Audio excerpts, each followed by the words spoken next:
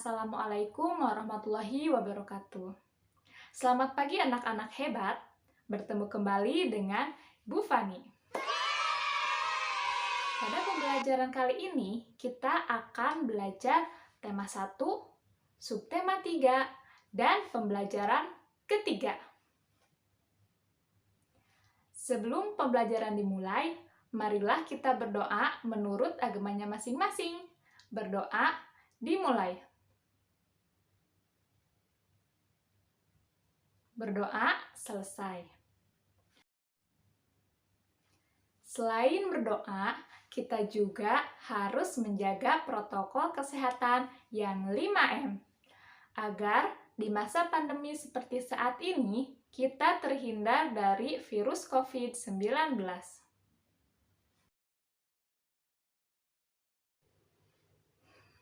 Baik anak-anak, kita mengingat kembali tentang pelajaran sebelumnya. Pada pembelajaran sebelumnya, kita telah membahas kelainan tulang pada organ gerak pasif manusia, bagaimana membuat pertanyaan yang sesuai dengan teks bacaan, dan yang terakhir, bagaimana membuat komik.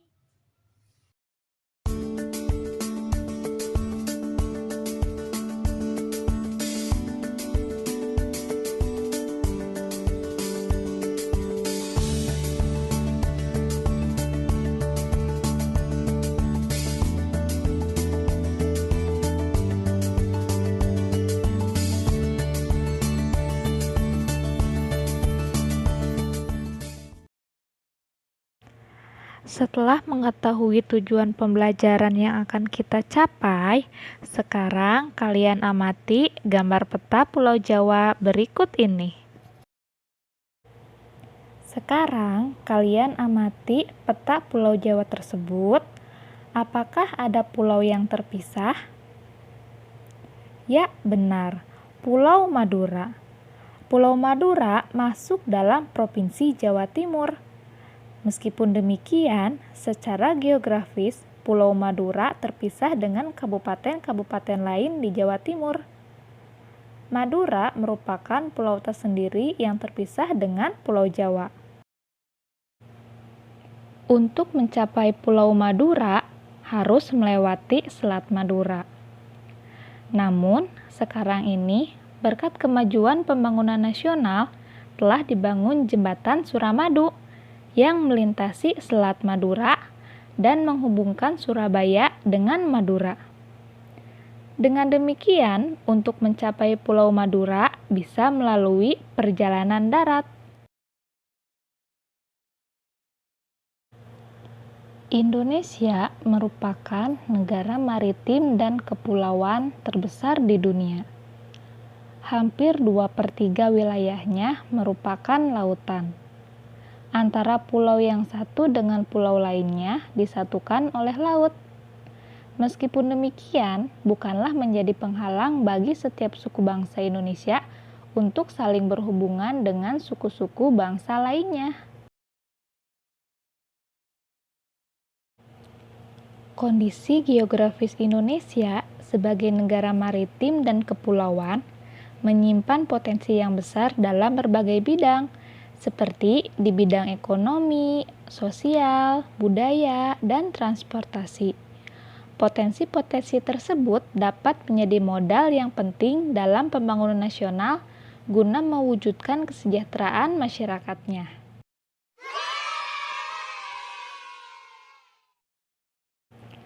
Variasi dan karakteristik potensi tersebut terlihat dari lengkap dan beragamnya bentang alam dan hasil alamnya. Beragamnya suku bangsa yang mengakibatkan beragam pula adat istiadat dan budayanya, serta beragamnya agama, golongan, dan kelompok masyarakat.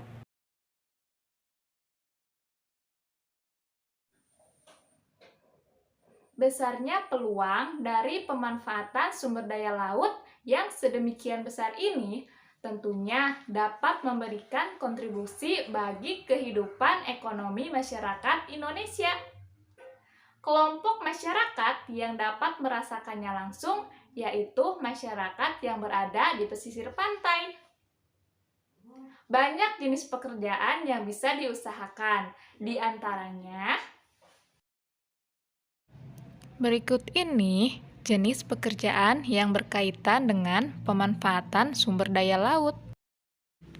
Di antaranya ada nelayan, pertambangan minyak lepas pantai, ada petani garam, berbagai sektor usaha wisata, ada pelayaran, dan berbagai sektor usaha di pelabuhan.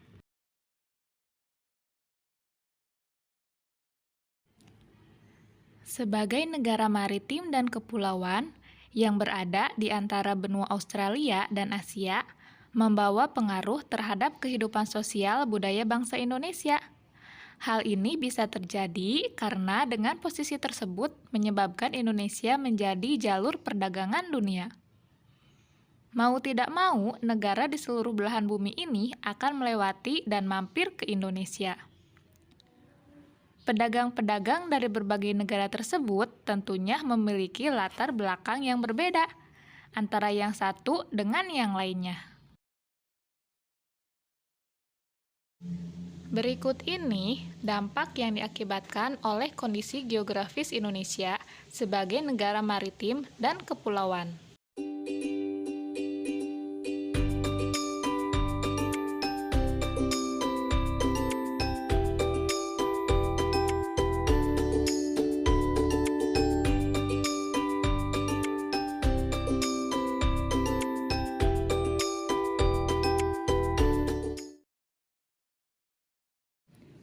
Nah, anak-anak, dari letak dan kondisi geografis Indonesia sebagai negara maritim dan kepulauan, ada dampak positif dan tentunya ada dampak negatifnya. Sekarang silahkan kalian kerjakan halaman 146.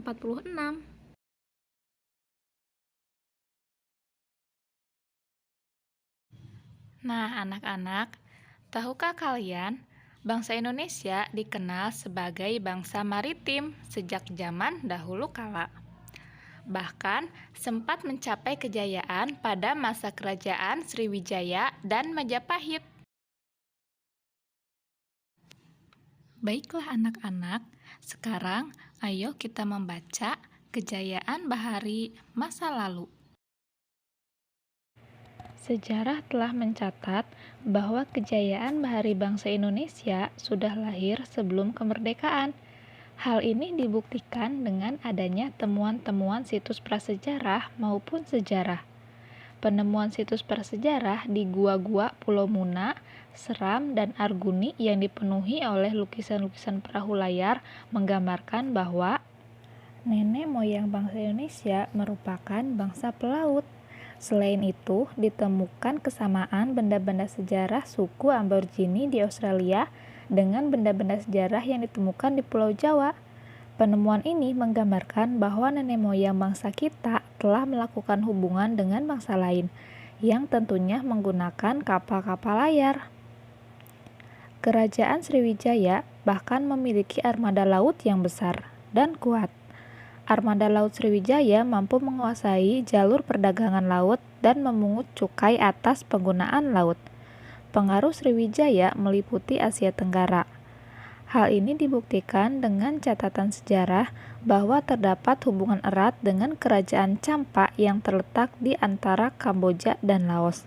Kerajaan Mataram kuno di Jawa Tengah mampu membangun Candi Borobudur. Pada candi tersebut terdapat relief berupa gambar perahu layar dengan tiang-tiang layar yang kukuh dan menggunakan layar segi empat yang lebar. Kerajaan Singosari di bawah kepemimpinan Raja Kertanagara pun juga memiliki armada kapal dagang yang mampu mengadakan hubungan-hubungan dagang lintas laut. Bahkan perkembangan kerajaan Singosari dianggap sebagai ancaman bagi kerajaan Tiongkok dengan rajanya Kubilai Khan. Raja Kubilai Khan mengirimkan armada perangnya dan mendarat di Pulau Jawa. Pada masa itulah Raden Wijaya mendirikan kerajaan Majapahit. Kerajaan Majapahit kemudian berkembang menjadi kerajaan maritim yang besar. Kerajaan Majapahit memiliki pengaruh dan kekuasaan yang luas meliputi wilayah Nusantara. dengan kekuatan armada lautnya dan didukung oleh kemampuan perang Patih Gajah Mada. Wilayah kerajaan Majapahit kian luas. Dengan bukti-bukti sejarah inilah tidak bisa dielakkan bahwa kejayaan bahari bangsa Indonesia telah ada sejak zaman dahulu. Namun dalam perjalanannya, kejayaan bahari ini mulai mengalami keredupan seiring terjadinya penjajahan Belanda dengan praktik kebaharian kolonialnya. Pada masa kolonial Belanda, masyarakat Indonesia dibatasi berhubungan dengan laut, misalnya larangan berdagang, selain dengan pihak Belanda. Padahal sebelumnya telah muncul beberapa kerajaan bahari Nusantara. Hal ini mengakibatkan budaya bahari Indonesia memasuki masa suramnya. Pada masa kolonial Belanda juga terjadi pengikisan semangat bahari bangsa Indonesia, dikarenakan pemerintahan kolonial lebih mementingkan bidang agraris untuk kepentingan mereka dibandingkan dengan bidang kemaritiman. Pemerintahan kolonial menggenjot bidang agraris dengan tujuan untuk memenuhi kepentingan dagang rempah-rempah mereka dengan negara-negara Eropa. Baiklah anak-anak, dari bacaan tersebut silahkan kalian membuat pertanyaan dengan menggunakan kata tanya adik Simba.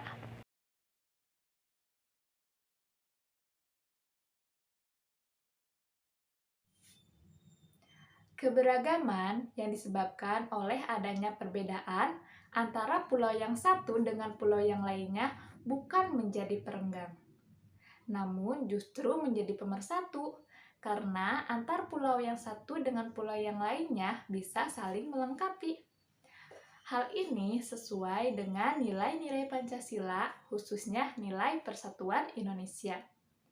Selain itu juga, sila keadilan sosial bagi seluruh rakyat Indonesia. Tahukah kalian, meskipun terdiri atas 5 sila, namun Pancasila itu merupakan satu kesatuan yang utuh. Setiap sila yang membentuk Pancasila merupakan unsur yang mutlak yang membentuk kesatuan, bukan unsur pelengkap. Artinya, satu sila menjiwai dan dijiwai oleh sila-sila yang lain. Sila pertama menjiwai sila kedua, ketiga, keempat, dan kelima, dan demikian seterusnya. Misalnya, meskipun sila ketuhanan yang Maha Esa merupakan sila yang berkaitan dengan Tuhan, tetapi tidak berarti sila-sila yang lain hanya sebagai pelengkap saja. Untuk menambah pemahamanmu bahwa sila-sila dalam Pancasila merupakan satu kesatuan yang utuh dan setiap sila dijiwai dan menjiwai sila yang lain, silahkan kerjakan halaman 153.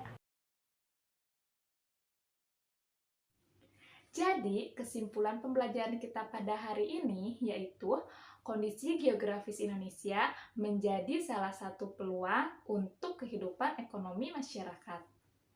Selain itu, sejarah juga telah mencatat bahwa kejayaan bahari bangsa Indonesia sudah ada sebelum lahir kemerdekaan. Hal ini dibuktikan dengan situs-situs prasejarah maupun sejarah. Dan yang terakhir, Pancasila merupakan pandangan hidup bangsa Indonesia. Maka dari itu, perilaku dan sikap masyarakat haruslah sesuai dengan nilai-nilai luhur Pancasila. Baiklah anak-anak, demikian materi yang dapat Ibu sampaikan. Sampai jumpa pada pertemuan berikutnya. Terima kasih. Wassalamualaikum warahmatullahi wabarakatuh.